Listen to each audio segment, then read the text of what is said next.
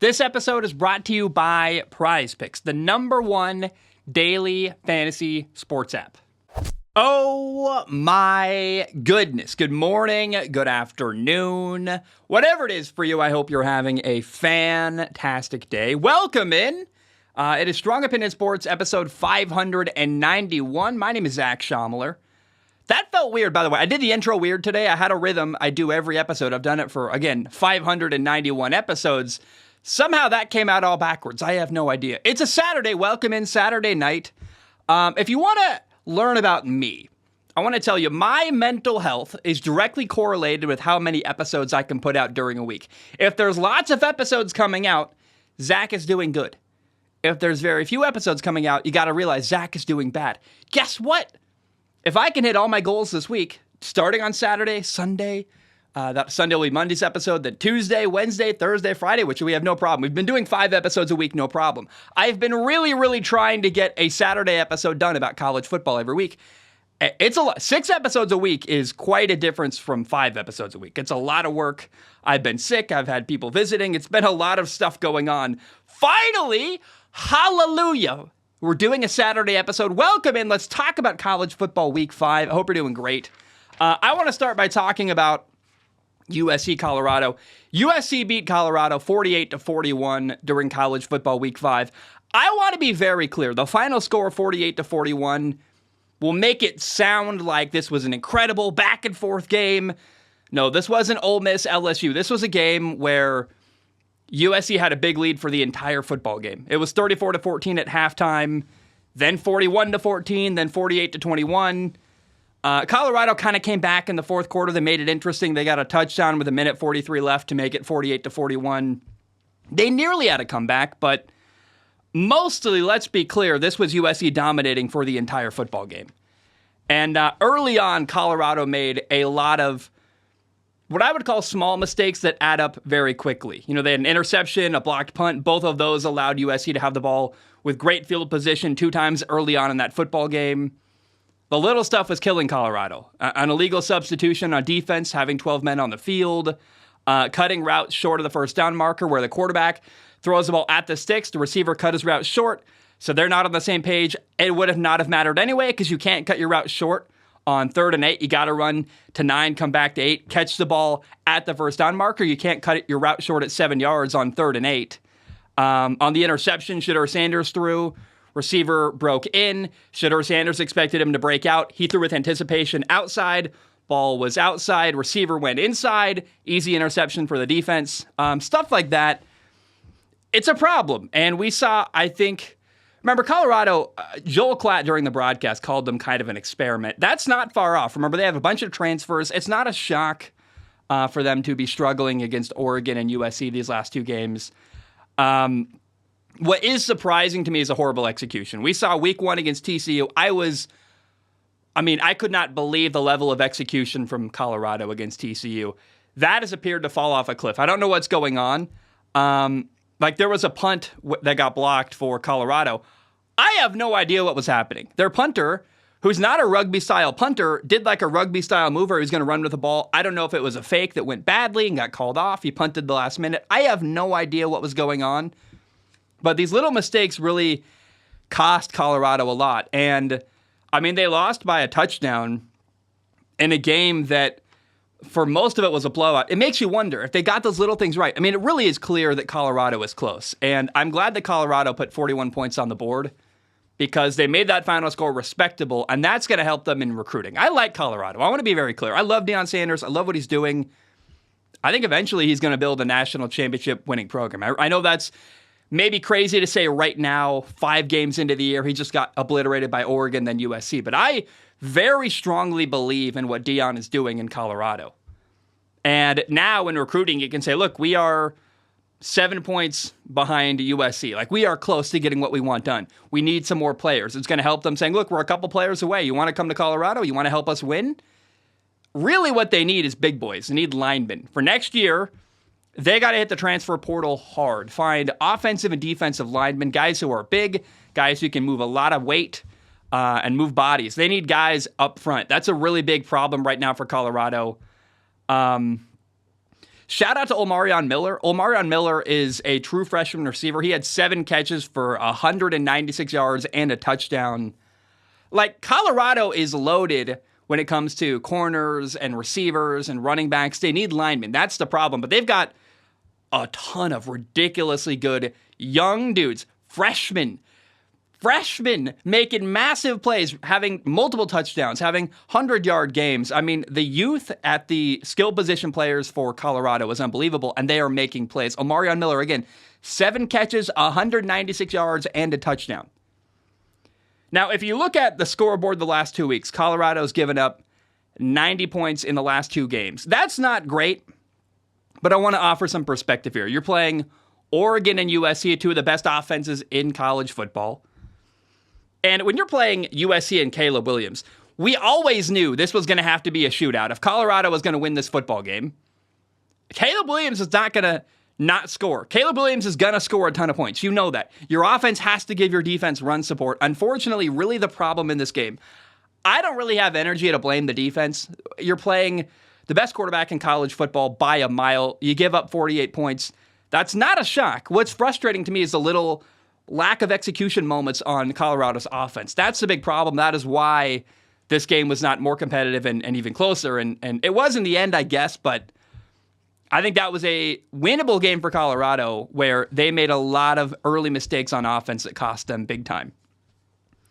Now, one thing that I can't help but recognize, you lose by a touchdown late to USC. Again, it was 34-14 at halftime. I'm not trying to make this sound like Colorado was in the game the whole time.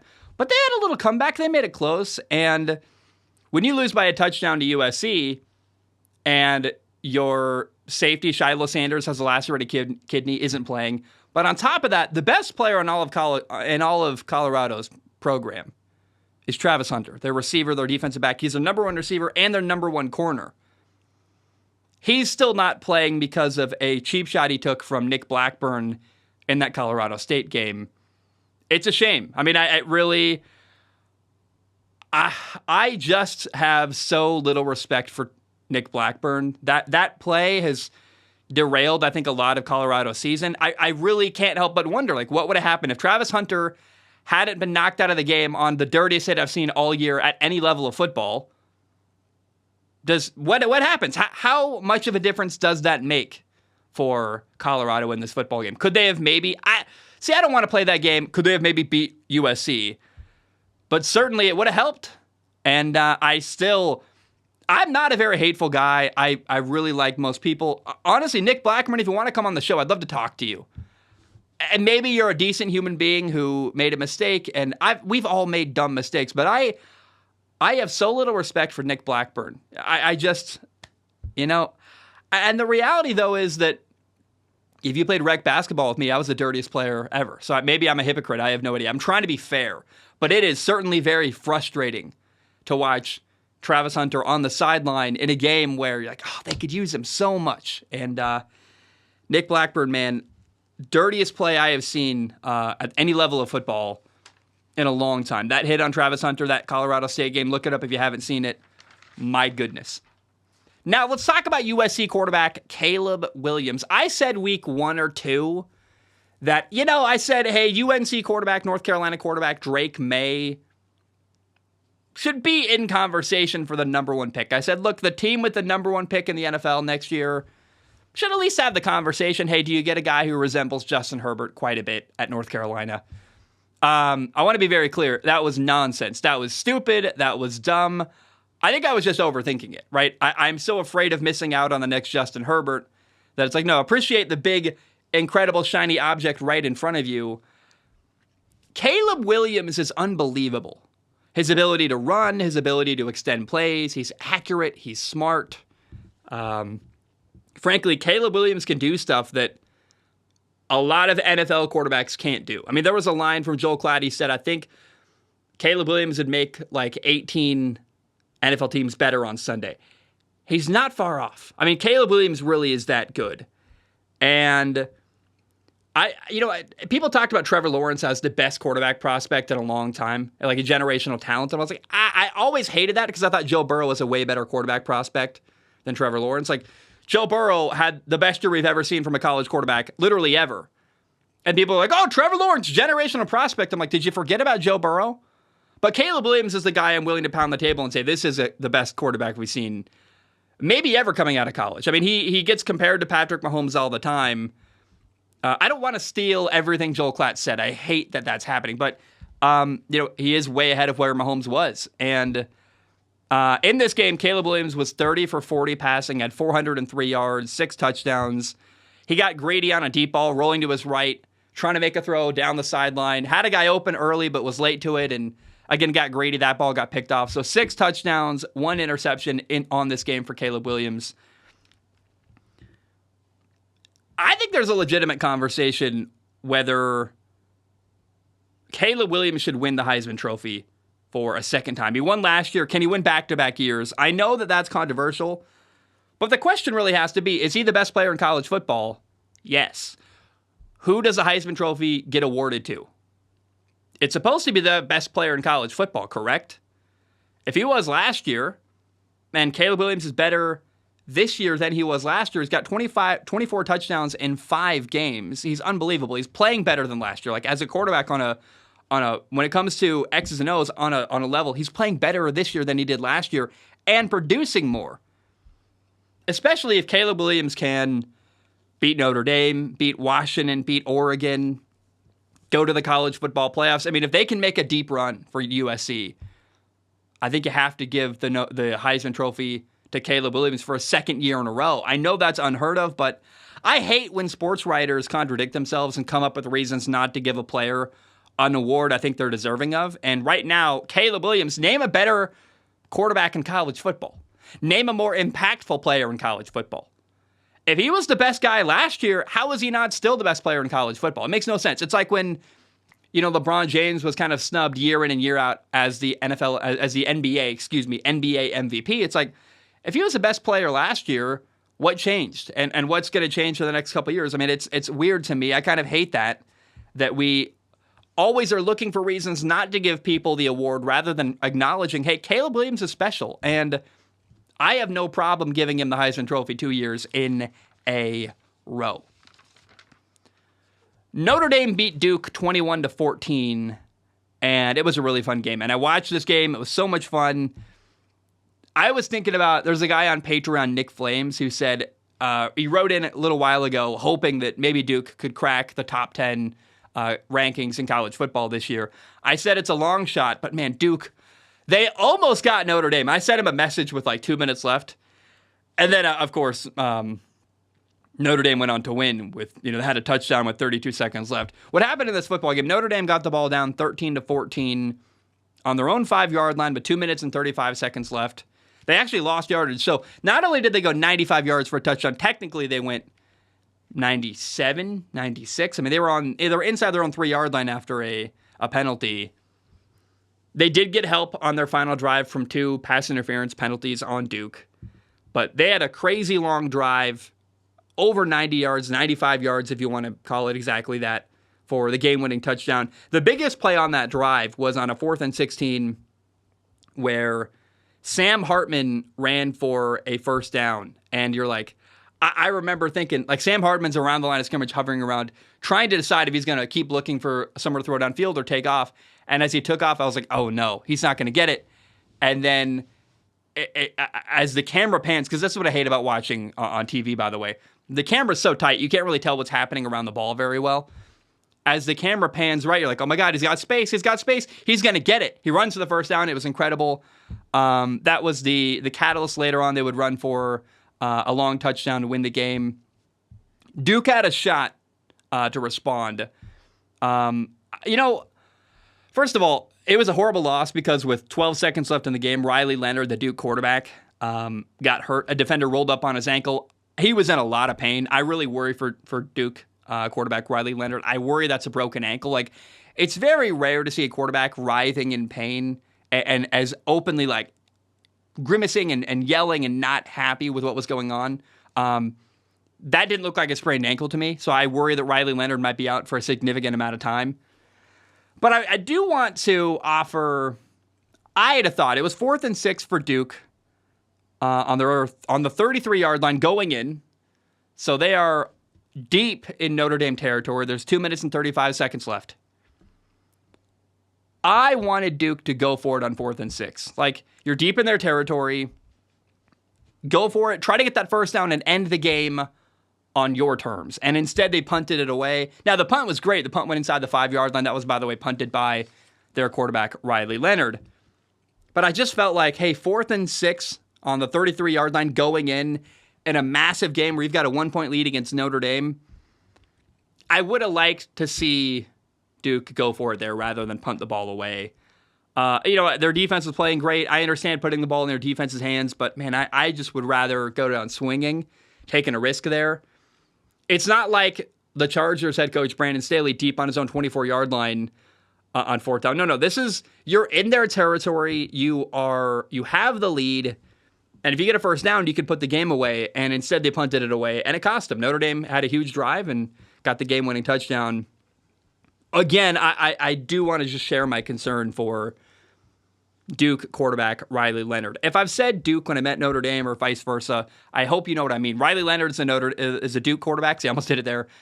Sam Hartman is a Notre Dame quarterback. Notre Dame won. They beat Duke. And it's tough. This loss all around. Nick Flames, you're out there. Your quarterback is hurt. You lost to Notre Dame at the very final moments. That's got to be painful. Now, we did recognize a problem with Notre Dame in this football game. Notre Dame was getting eaten alive by Duke blitzing. And when a defense blitzes a quarterback, they send 6, 7 guys after the quarterback, 5, 6, whatever, extra defenders after the quarterback. That's not a bad thing. It means you got better matchups outside. Now, what you have to do is recognize the blitz as a quarterback. And some systems have a hot route where you'll change the play. Some systems just have a built-in hot route on every play call, anticipating a blitz in a key moment like that. Gerard Parker and Sam Hartman, I hope I'm saying Gerard, Gerard Parker, I think that's how you say the Notre Dame offensive coordinator's name. They've got a lot to clean up on film because they had no answer for the Duke blitz, and it caused them a lot of problems. Notre Dame was horrible on 3rd down in this football game. And again, you got to recognize it, then you got to have the right play call called. But blitzing is not a thing you can't overcome. Blitzing is actually great. It means you got one-on-one coverage outside. Often you've got better matchups. Often you've got defenders moving to replace a guy blitzing. Beating a blitz is actually fairly simple once you understand what's happening and can break it down. But we saw that in this football game against Duke, Notre Dame had no answer for how to beat the blitz. And if they don't clean that up, that's going to be a problem moving forward for Notre Dame. Overall, I walked away really impressed. I know that Duke lost, but I walked away impressed with Duke's defense. Their defensive play calls were outstanding. Their execution was awesome. Even though they lost the game, I just thought Duke, tip of the cap, man. What a great performance by them. It was awesome all around. Now, I love Notre Dame quarterback Sam Hartman. He's a good dude. He's scrappy. He's a great leader. He's all class. I mean, he fits Notre Dame and their culture so well. It's like he was designed in a lab to be a Notre Dame quarterback. I can imagine their fan base just is so full of pride and loves him so much. It's even cool. Like, there are so many little moments. I talked about him earlier in the season where they had a big win, and he waited until they were doing their fight song, and their fight song was over to start pumping up his own crowd. That's respectful and classy. In this postgame press conference after beating Duke, Sam Hartman refused to take any credit for the victory. They asked him multiple times about his 4th and 16 run. He deflected. He's like, my defense was amazing. My defense. It's really interesting. Like, he went out of his way to talk about Notre Dame's defense rather than take any credit for himself, even though he made, like, arguably one of the biggest plays in the entire football game. And then also after the interview, Sam Hartman walks over to the Duke medical tent and is waiting for Riley Leonard to come out to kind of talk to him, to say what's up. He's worried about him, worried about his injury. He said that during the interview. He didn't talk about himself once in the postgame interview. He talked about his defense, and he talked about the injured opposing quarterback, Riley Leonard. Classy, man. I love it. Sam Hartman's from the Carolinas. He played Duke a lot when he played for Wake Forest in the ACC. And I don't know how you can't really like, he looks good. He's like the college football version of Jimmy Garoppolo. And he's a classy, awesome dude. I just am such a stan for Sam Hartman. I think that means like you're a massive fan. I hope I use that properly. I'm starting to feel old now. I love Sam Hartman, man. He's awesome. And I don't know how you can't love him and appreciate him. And by the way, if you love Sam Hartman, there's a Netflix series, QB1, Under the Lights. Sam Hartman was on it in high school. You can watch a young high school Sam Hartman playing for Will Greer's father, actually, in high school football. And his journey to trying to become a college quarterback, which I would say worked out fairly well. All right, guys, we got to take a break. It's time to pay the bills, but I want to say something different. I always say we got to pay the bills, then we cut. But I got to write in on Patreon. I actually don't have it ready, so I'm going to read it on tomorrow's show, but it was fun wordplay. The gist of it was, hey, Zach, why are you always paying Buffalo, right? You're always paying the Bills. How about you pay the Miami Dolphins for once? How about you pay the Arizona Cardinals? I like that play on words, because I remember I've talked before. The Buffalo Bills have actually, if you think about it, really the most terrifying. There's a fly in here. I hate it.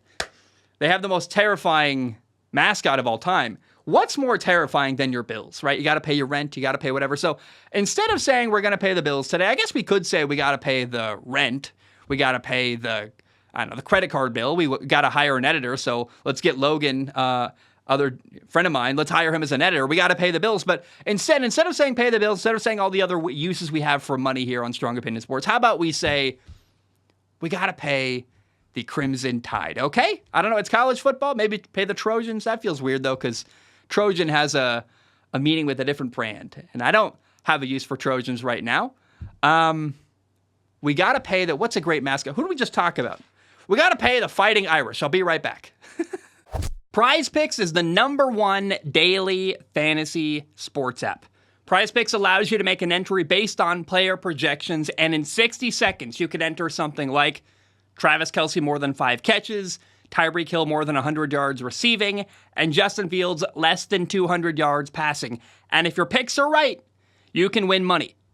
Making picks makes games more engaging, and you could turn something like $5 into $50. Prize Picks offers quick and easy deposits. You can even use Apple Pay. And they have weekly promotions that can lead to big payouts. For example, there's a weekly event called Taco Tuesday. Each Tuesday, Prize Picks discounts select player projections up to 25% to provide even more value. So put your skills to the test in daily fantasy. Go to prizepicks.com/CLNS and use code CLNS for a first deposit match up to $100. That's prizepicks.com/CLNS, code CLNS. For a first deposit match up to $100. Prize Picks, daily fantasy made easy.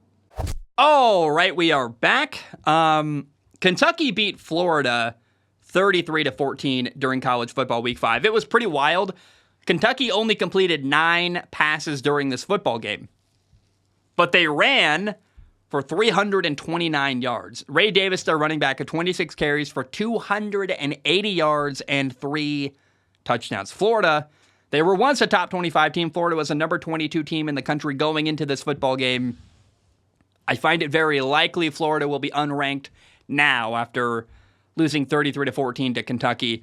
And I worry for Florida head coach Billy Napier. I like him. I thought he did a good job at his former job, Louisiana, I believe Lafayette. I don't want to get it wrong. The Raging Cajuns, he was their head coach before going to Florida. He did a great job there. It's not working at Florida, though. He doesn't look great. And Billy Napier, I'm worried because he's at risk of getting fired. And, man, bad loss to Utah earlier in the season. Bad loss here to Kentucky. I think the losses are going to keep on coming for Florida, quite frankly. So I find myself worried about Billy Napier, the Florida head coach. Florida's now 3-2. Kentucky's 5-0, baby. Kentucky's 5-0. Missouri's 5-0 in the SEC, and Georgia's 5-0. Missouri's was a 23-ranked team in the country. Georgia's number 1. Kentucky was unranked going into this football game. I would imagine Kentucky will be ranked after this weekend. Really fun stuff. Next weekend, October 7th, Kentucky, after a big win here, goes on the road at Georgia next week. Now, I don't know what to make of Kentucky. Their quarterback, Devin Leary, I don't know. Mark Stoops, their coach, is awesome. I like what's going on at Kentucky. I'm not sure they can beat Georgia, although Georgia, they've looked shaky now 2 weeks in a row. Had a couple, what I would call sketchy wins in college football. They barely beat Auburn, I believe 27-20 this week. I think Georgia's vulnerable. and Kentucky looks really good. So, I'm not saying Kentucky's going to beat Georgia. In fact, I think they're not going to. But their record's great. They've been playing really good football. They just dominated Florida up front. It's going to be interesting. Next week, Kentucky and Georgia, I find a game to circle on the calendar. Just kind of a At halftime, we'll check in. If it's close, maybe we'll watch the second half of that football game. Actually, that's not, I don't like that policy. I want to watch it from the whole, I don't like watching a game like partway through it and checking in. That's a game maybe I watch early, and we'll see at halftime. If it's still close, I'll keep watching. Probably is the best policy there. But I hate when I don't know. It's painful to me. Like, I watched the South Carolina Georgia game from the beginning, and it was a great first half. The second half, Georgia pulled away, and I was less interested. I'm like, man, I wish that's the kind of game where you just roll the dice. I watch so many football games every weekend, right? I watch like 5 games on a Saturday, 5 games on a Sunday. I feel this burden every time I'm watching a football game. I'm like, I could be watching a different game that might be more valuable to the show. You're always rolling the dice and hoping you're right. But there's nothing like watching a game live where you're not sure what's going to happen. This game I'm about to talk about next really gave me that feeling. The wildest game during college football week 5 was number 20 Ole Miss beating number 13 LSU. Ole Miss won 55-49. I just want to give a tip of the cap. This game was incredible. It was so much fun. Both teams had 7 touchdowns. It was back and forth and back and forth. Literally, the game came down to the final play with 5 seconds left. LSU threw the ball into the end zone. Ball got knocked to the ground. Ole Miss got the ball in this football game down 49-47. 2 minutes and 18 seconds left on their own 12-yard line. They drove 88 yards for the go-ahead, ultimately game-winning touchdown. But then LSU gets the ball, 39 seconds left. They drive down inside the red zone, make it interesting again. They threw the ball to the end zone on the final play of the game. I was just biting my nails, like really nervous. It was so tense and so fun. And this game, if you watched Ole Miss LSU, I'm not very interested in these two teams. Like, I don't think either one of them is going to be a college football playoff team. I'm not that fascinated with either one of them. So I'm not emotionally invested. In fact, I was just, at the end, I'm like rooting for, I want Ole Miss to have a long drive to take the lead. But then immediately once LSU had the ball and was in the red zone, I'm like, now I want to see LSU score a touchdown and make it chaotic and fun. I had no skin in the game. But if you watch this game today, LSU Ole Miss, it was just fun, man. Back and forth, interesting. No idea who was going to win. Tip of the cap there. Now, there were 2 games during college football week 5 that were, I would call, heavily disappointing. On Friday night, Oregon State hosted Utah. Oregon State beat Utah 21-7. And I was sad because Utah quarterback Cam Rising did not play in this football game. He's still recovering from a torn ACL. I was hoping, man, but I watched Utah trot out 2 different quarterbacks during the game, kind of flip-flop between Nate Johnson and Bryson Barnes. Neither was great. And, it's just, what can you say? You can't criticize Cam Rising. I mean, he's coming off of a torn ACL. He's doing the best he can. It's just disappointing. Like, I had hopes for this football game. Utah, Oregon State could be fun and exciting. And instead it was like, kind of a game that was grinding to a eventual end. Now, Texas beat Kansas 40-14. I was so excited for this football game. Jalen Daniels, Kansas quarterback. Quinn Ewers, Texas quarterback. Fun quarterback battle, really good offenses, and Jalen Daniels did not play. He had tightness in his back early on during pregame, didn't play. Man, like the minute, I didn't even watch the game. I'm just telling you. I'm sure, their backup quarterback, Bean, is fine. But once I found out Jalen Daniels isn't playing, and I'm like, look, I got a bunch of other games I want to watch today. Not even going to pay attention to Kansas, Texas. And look, I was right. Texas won 40-14. Disappointing because I had high hopes for this football game. Texas beating Kansas, Texas playing Kansas. Both teams are top 25 teams. And, man, I'm so sad Jalen Daniels didn't play. 2 key quarterbacks, Cam Rising, Jalen Daniels, they didn't play during college football week 5. And it had an impact. To me, it made me tune out and disappointed. I need some water real quick. And then I want to give a shout out to a college that actually recruited me when I was a high school football player. And they did something. I didn't realize this. I got brought to my attention this weekend, but we'll talk about it in a moment. I want to give a shout out to Colorado School of the Mines. They're a D2 school, an engineering school in Golden, Colorado. They actually recruited me in high school football back in the day. I remember sitting in the office talking to them. Here is why I want to talk about this little tiny Division II college football school. They have some of the best headshots I have ever seen in my entire life. I love it. Crazy fun personality. It's the kind of thing I'd love to see more teams do. Now, School of the Mines is really good. They're the number 2 ranked team in Division II football. They're 5-0. They're the number 2 team in the country. Great for them. They're winning, so I think when you're winning, you can get away with fun headshots more easily. But like, shout out to redshirt freshman Owen Marnell, did a Harry Potter impression. Kenny Wright is from Camas. Hell yeah, Camas in my division, the Greater St. Helens League. Played high school football against Camas High School. I just love this team having fun, showing their personality. I would love it if every college football team did this. Takes crazy headshots, dresses up in a funny way. Why not? What do you have to lose? It just shows your personality. It makes it more fun. Anyone who knows an engineer isn't shocked. Like, hey, a bunch of engineering dudes put away in a small town in Golden, Colorado, up in the mountains. Yeah, of course they would do this. And it's fun. It really, just going through these headshots brought me back to college, brought me back to the memories, the camaraderie. I was going through all their player bios. They're all from all over the country, and they've all come together in this little town in Colorado. I don't want to talk any smack. Like, there's one player, I'm not going to say his name. I couldn't tell if he was trying to look goofy or if that was just his face, but then I looked him up. He's a computer science major. I'm like, hey, these are all really smart engineering dudes. They could wreck me. And so I don't want any shade. I just want to say the headshots are awesome. It's so much fun. I would love to see this as a trend in college football. Like maybe next year when teams are taking pictures, can we all copy what School of the Mines did? It's fun. It's great. It's personality. It's cool. It's exciting. And I would love to see more of this in college football. Like, why do we take everything so seriously? It just would be great to me. I would love to see more of this personality from college football teams. Now, I want to shift gears real quick. I want to talk about Taylor Swift. I know that, hey, we're a sports show. I don't have a lot to say. I was very quickly sick of Taylor Swift and Travis Kelce being in the media everywhere. But then they really sat on it. I talked about it. I thought about it. I'm like, you know what? Honestly, it's great for football. More people than ever are being brought into the NFL to pay attention to the NFL. Taylor Swift is dating Travis Kelce, who I think Travis Kelce is awesome. He's kind of like a gem. It's actually a wonder he's still single because he's a great dude. Comes across like he's awesome. Got a fun side. He's got an edge, but he's also very, he seems wholesome to some degree. And looking long term, I'm not sure how Travis Kelce is going to pan out. Like after he's done playing football, how's he going to transition into a career? But the good news is Travis Kelce has a career doing a podcast. And I have heard from people who do it for their job that doing a podcast for a living is actually not a bad way to have a career. It's kind of fun. I've heard that from people who do podcasting full time. So, I feel like that either landed or didn't. It was very clear.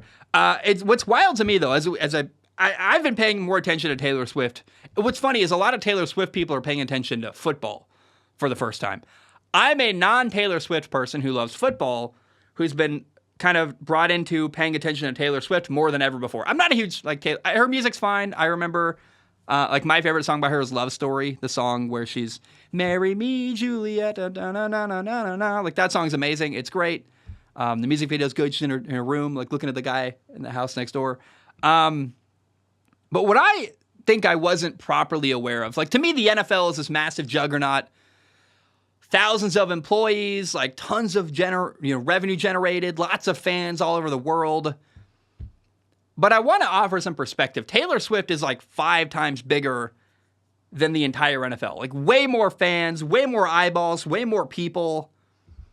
Taylor Swift is one woman who is bigger than an entire league that is the NFL. I guess I knew that, but I never really thought about it until this all went down and Taylor Swift started dating Travis Kelce.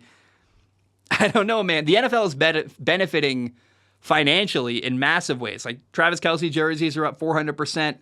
The Kansas City game ticket sales are higher. They are going for more. There are 63% more female viewers to watching Kansas City games. There's like a bunch of new Instagram followers for Travis Kelce, like 400,000 more people following him. New Heights is now the number one podcast in the world on iTunes and Spotify and everything. That's when frankly, a small cog of what is the NFL machine dates one of the biggest pop stars on the planet. That's what happens. And I guess I never thought about it. Like I said, Taylor Swift is way bigger than the NFL. And it's actually good for the NFL to have new eyeballs and more people engaged than ever before because of Taylor Swift. And as I watched New Heights become the number one podcast, I was like, you know what? I got to find a way to date Halsey or date Beyonce. Maybe that would really help my podcast. Or I got to do pull a Kim Kardashian and put a video out there of me hanging out with Ray J, doing crazy stuff. Was it Ray J? Was that his name? Also, just imagine that for a minute. Me doing what Kim Kardashian did to get famous. Could that work? Could that make me have the number one podcast in the world? That could do something. I'm not sure what it would do. So anyway, people keep asking me what I think about Taylor Swift and Travis Kelce. I think it's kind of hilarious that anyone's asking me what I think about Taylor Swift. But there we go. That's a little bit like a brief segment. We've now talked about it. We've acknowledged it. And truly, again, I don't think I didn't realize that she was way bigger than the NFL, but she is way, way bigger than the NFL. She's one person against the league that I spend my entire career following, and she dwarfs it. Maybe I should do a Taylor Swift podcast. There's way more people out there that would watch a Taylor Swift podcast. Kind of wild there. I want to talk about Cardinals quarterback Kyler Murray. Kyler Murray is eligible to come off of the PUP list on Monday, the physically unable to perform list. He's recovering from a torn ACL that happened in December last year. So Kyler Murray will be eligible to return on Monday, but he will not return on Monday. So Kyler Murray, it's being reported, he's still weeks away from being able to play football again. By the way, I have no idea what that means because the NFL season only has 14 weeks left after this weekend. So, at least of the regular season, and I'm not convinced Arizona's going to make a deep playoff run. So, I don't know what to make of all this. I will say I'm really enjoying watching Josh Dobbs as the quarterback in Arizona. I love his personality. He does a lot of little stuff really well. He's working on his game. He's getting better. He's a great leader. I really like Josh Dobbs, and I'm having a fun time enjoying him be in a spotlight moment that he wouldn't have gotten without Kyler Murray being out and being injured. However, I'm still curious. It's kind of up in the air for me whether Kyler Murray is going to actually play at all this year. I know that Cardinals fans have pushed back a lot against me when I say that. But I wonder, could playing hurt Kyler Murray's trade value? I'm not sure. If he plays bad, right now, what is Kyler Murray's trade value? I honestly don't know, but it's where it is right now. And if he plays bad, it's going to go down and get worse. And are we sure that Kyler Murray is going to play well in a new offensive system without DeAndre Hopkins? You know what I mean? I go, is it really smart if you want to get rid of Kyler Murray to play him at all this year? The question really is, does Arizona want to keep Kyler Murray? He's got a big contract. They've got a new head coach. And I wonder, is Arizona considering drafting a quarterback if they're in a position to do so? How much do they like the Kyler Murray contract? How much do they like the amount of money they have him under contract for? There's a lot up in the air right now in Arizona. Plus, he's coming back from a torn ACL. People come back from a torn ACL. It's not like a torn Achilles where it's really hard physically to be back where you were once before. But right now, I have no idea what to make of Kyler Murray. I just want to acknowledge he's not going to be coming back on Monday. A lot of other people will be coming off of the PUP list. And really, the only thing we know for sure about Kyler Murray, in fact, is that he's not coming back on Monday. We don't know when he's coming back. We don't know what Arizona really thinks about him. There's a lot of things hanging up in the air right now in Arizona revolving around Kyler Murray. Now, Von Miller, who was on the PUP list, will be back at practice this upcoming week for Buffalo. He was on the PUP list, also recovering from a torn ACL. He tore his ACL at the end of November last year on Thanksgiving Day. So after coming back to practice, Buffalo will have 3 weeks to activate Von Miller. And putting him on the active roster would mean that, hey, one of the guys on the 53 would have to go down and get cut, which is unfortunate because, I mean, there's just not a lot of people you can... They're going to have to probably get rid of someone they like and risk having that player picked up by the waiver wire. But regardless, if you're a Buffalo Bills fan, it's great news. Von Miller is coming back. He's on a good timeline. If I'm Buffalo right now, I'm in no hurry at all to get Von Miller back. You'd love to have him, great, but really, I just want Von Miller healthy for our playoff run. If I'm the Buffalo Bills, now I guess honestly they're focused on getting there. I've already kind of believe they're going to make the playoffs. They're probably like focused on we got to make the playoffs to win in the playoffs. But I just would be worried. Let's keep Von Miller healthy. Let's keep him on the field. Let's make sure he's good so that during their playoff run, he can make a really big impact and be a huge impact player. But also maybe, like if Von Miller, for example, came back like week 16 or something and didn't play all year, is that good for him either? Probably not. Like you probably want to be in football shape. You want to be in the groove of stuff. I just worry. It does, I don't know. We'll see. All I'm saying here is, I guess, that I want Von Miller to be available for their playoff run. And I hope he can be at 100% making a big impact. And if somehow this timeline he's on right now impacts his ability to be 100% in January, that's a problem. Von Miller's got to be 100% for their playoff run in January. I think that Buffalo, they're a team that their window's closing. I mean, they're getting older. They're going to have a hard time keeping everybody together. I think Buffalo, this is one of their last years where their Super Bowl window is open with Josh Allen until they have to rebuild stuff a different way. If I'm Buffalo, I am terrified of missing out on that window. All right, we're going to talk about the NFL. The NFL as a whole, the NFL made a change to their gambling policies. For NFL players, if you gamble on any NFL game, that's an automatic 1-year suspension. The rules before were kind of ambiguous. Also, if you gamble on a game that your team is playing on, so if you bet on your own team, that's an automatic 2-year suspension. If you gamble on non-NFL sports while at the team facility or on team-related travel, which team-related travel can mean a lot of things, on your phone, on the plane, that's ambiguous, I think, intentionally. The language-wise is ambiguous, that if I'm an NFL player, I'm not gambling at all. It's not worth the risk. Now, your first violation of a non-sports-related gambling incident is a 2-game suspension. Your second violation of, again, betting on sports that are not the NFL while at a team facility or on team-related travel, your second violation is a 6-game suspension. Your third violation is, at minimum, a 1-year suspension, if not greater. They are revisiting what's going on, revising punishments to make stuff more clear. The NFL wants to have clarity and make things very simple. Their message is very clear. If you're an NFL player, do not gamble. Hey, just wait. I'm sure I know there's times, like, for example, in the offseason, you go to Vegas in, I don't know, April, season's over, you're not betting on NFL games. Sure, you can theoretically gamble, but if I'm an NFL player, I'm like, I want my career, I want the money I can make playing football. I'm not gambling. I'm just going to wait till my football career is over. That's what I would do. My recommendation to NFL players, if you want to have fun, find other ways to have fun, find other ways to do stuff. Hey, play the stock market. The stock market's basically gambling, and the NFL won't punish you for that. So, in fact, I would say that gambling and the stock market, 1,000% the same thing. So, my point is, and that's going to make a lot of people, I'm sure, somebody's going to be in the comments writing in, how dare you, blah, blah, blah, blah. You're guessing, you're hoping, you're right. To me, it's not that hard. If you're an NFL player, don't gamble.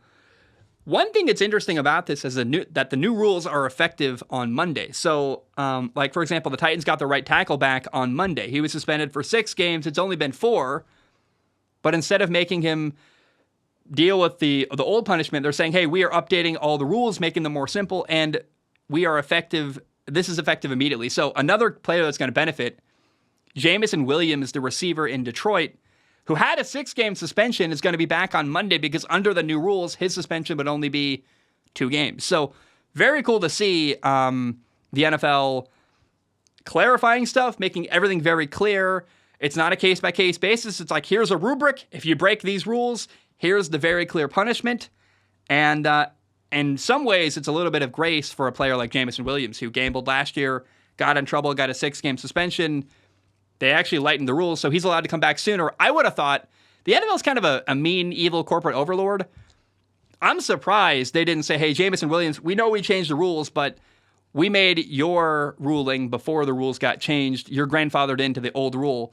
But NFL, in a rare move, was not a hypocrite, did the right thing, and Jamison Williams is allowed to come back on Monday. That's very, very cool if you are a Detroit Lions fan.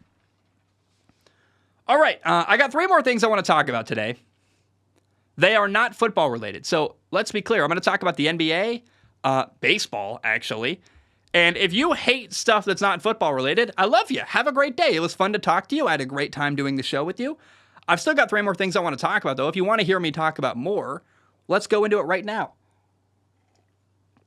First of all, NBA star Damian Lillard has been traded to the Milwaukee Bucks. He spent 11 years with the Portland Trailblazers, and this got my attention because I grew up in Portland. A lot of my friends and family are Blazers fans.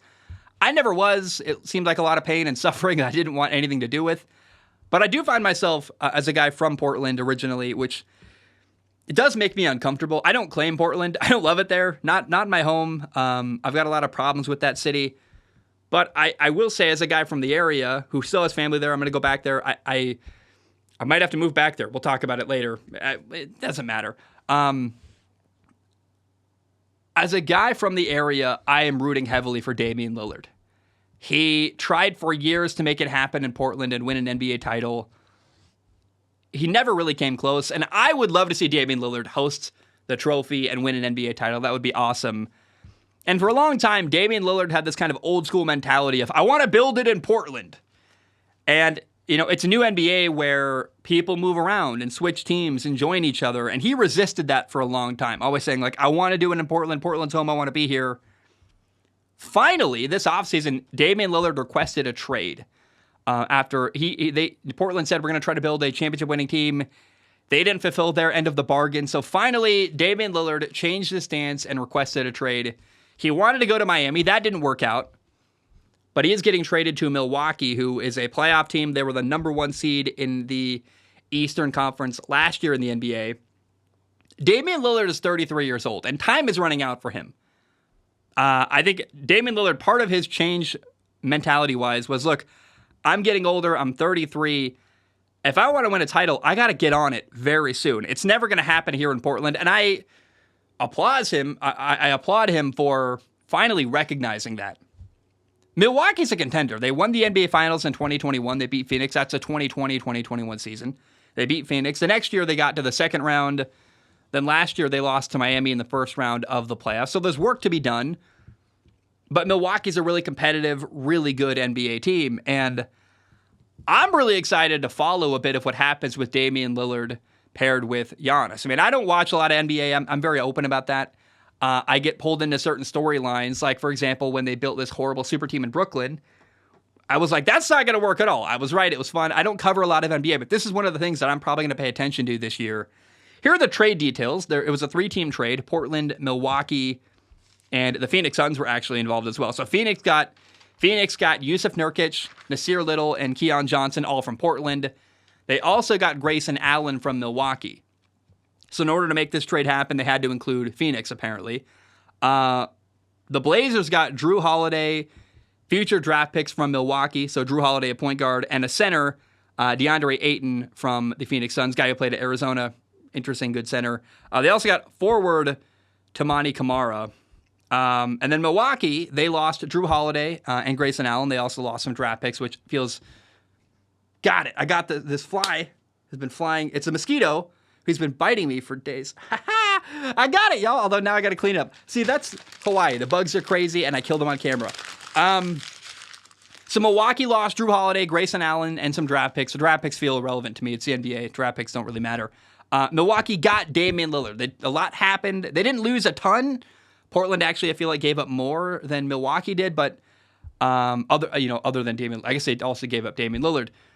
But Milwaukee gets Damian Lillard. So we get to pair Damian Lillard with Giannis. And we'll see what happens. It's going to be really fun. I'm really excited. I would like to see Damian Lillard get a title and get the recognition I think he deserves as an NBA player. He did want to go to Miami. Portland seemed uninterested in helping him get there. They didn't want to help him make that happen. It does feel sad to me. Like, if I was Damian Lillard, I would rather be a star player. If I'm an NBA player making millions of dollars, balling out, I'm face of the city, I would rather be a star player in Miami than Milwaukee for tax reasons alone, but also great weather, the beach. That sounds like a great life. I do wonder what people will believe about this, because Milwaukee was the number one seed in the East last year, but they lost in the first round of the playoffs to Miami. And Miami lost the NBA Finals. So if you're Damian Lillard, if you join Miami, you're ring chasing, you're taking a team that just lost the finals, helping them. Would that get more criticism, or will he get more criticism for going to Milwaukee? I'm not really sure how people are going to react across the NBA. But I'm just really happy for Damian Lillard getting out of Portland, an oppressive organization that didn't help him do what he needed. I remember the Portland Trailblazers days. Greg Oden, Brandon Roy, neither could stay healthy. Damian Lillard came in. Him and CJ McCollum played together for a long time. It's I don't know. I like Damian Lillard a lot. I watched him do a lot of incredible stuff for the Portland Trailblazers, and I want to see the guy get a ring. That would be really cool. He's in Milwaukee now, paired with Giannis. That would be awesome to see them win together. I'm rooting for Damian Lillard very hard this upcoming NBA season. Here's some old news. It's been on my notebook forever, and I'm like, I got to at some point talk about this. Now's the time. We have reached the end of the MLB regular season. The regular season ends on October 1st. I'm recording this on September 30th. So the LA Angels finished fourth in the AL West, 72-88. And Angels star pitcher / designated hitter, incredible phenom star of the MLB, like the best player in baseball, is Shohei Ohtani. Shohei Ohtani is set to hit free agency this offseason and leave the team. Maybe he resigns in Los Angeles with the Angels. I can't imagine that happening. But what I want to say here, it's worth saying. I've had this note since the MLB trade deadline came and went, but I was busy with football. I never had a time to talk about it. It was completely idiotic for the LA Angels to not trade Shohei Ohtani at the trade deadline. Get him on a contending baseball team that had a shot at the playoffs and get as much in return for him as you could. Prospects, build your organization. Right now, it looks like the Angels are going to lose Shohei Ohtani to another team for nothing, when they could have traded him away and got at least something in return for Shohei Ohtani.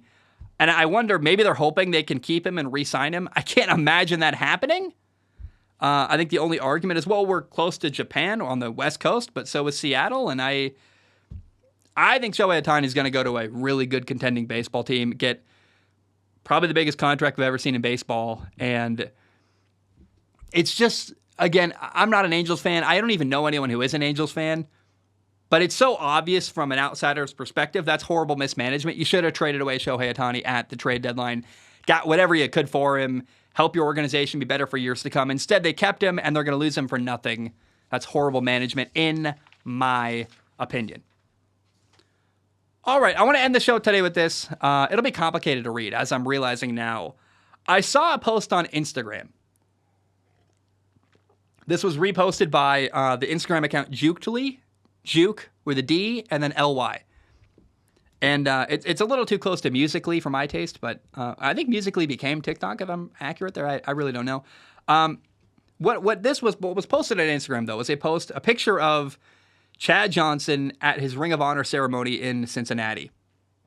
And he's wearing a Ja'Marr Chase jersey. Now, I want to read you the post, because this person on Twitter said this. It's a repost of something someone said on Twitter, then screenshot it and put with an image of Chad Johnson wearing a Ja'Marr Chase jersey talking to Ja'Marr Chase. But here's what this person said.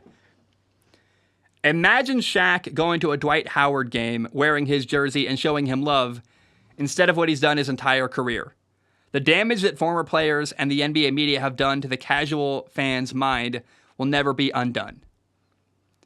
I don't love going after Shaq.